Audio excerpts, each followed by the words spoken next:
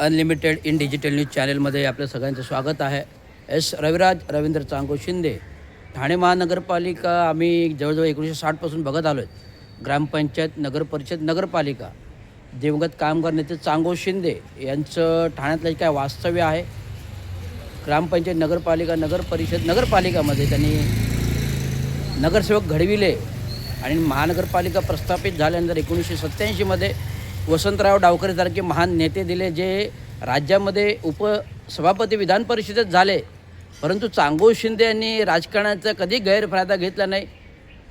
कुंभार मटकी घडवतो, स्वतः पाणी पितो, नाही पित. कुंभार मटकी घडवतो पण स्वतः पाणी पितो, नाही पित. तो दुसऱ्यांना पाणी पाजतो. तसंच चांगो शिंदेंचा इतिहास आहे. जे त्यांनी घडवलं ते दुसऱ्याला दिलं, परंतु चांगो शिंदेंना राजकीय बळ, कर्तृत्व हे लाभलं नाही. त्यांना स्वतः 1992मध्ये ज्या वसंतराव डावखरेंना निवडून दिलं, भलाभर हक्क मताने, त्याच वसंतराव डावखरेंनी 92मध्ये त्यांना पाडण्याचं कुमांड रचलं. मुन्ना बिष्टला प्रभाग क्रमांक 47मधून प्रतिस्पर्धी उभे केलं आणि आपतेष्ट फोडले. हा फार नैराश्याची गोष्ट आहे.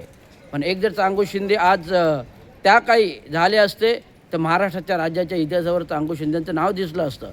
परंतु आज रवींद्र चांगो शिंदे एक सेवानिवृत्त कार्यकारी अभियंता असून जे काही समाजामध्ये काम अवघातीत चालू आहे आणि कार्य चालू आहे. महाराष्ट्र म्युनिसिपल कर्मचारी युनियन 1960पासून कार्य अविरत चालू आहे आणि प्रभावीपणे राबवतो आहे.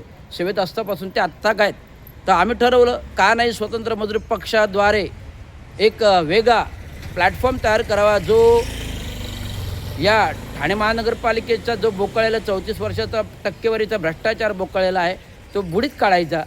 या उद्देशाने प्रथम पाऊल स्वतंत्र मजूर पक्षाने उचललं आणि आज प्रभाग क्रमांक 14मधून हे विशेष करून फॉर्म नॉमिनेशन घेतलेलं आहे.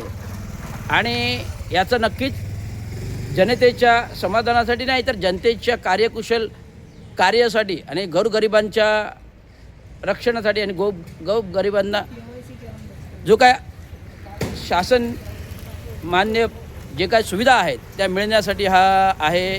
आणि आपल्याला भ्रष्टाचारी टक्केवारी मिटवायची आहे, हे असा संदेश सर्वांना द्यायचा आहे. धन्यवाद. जय भीम, जय Maharashtra. India unlimited in digital news channel. S Raviraj.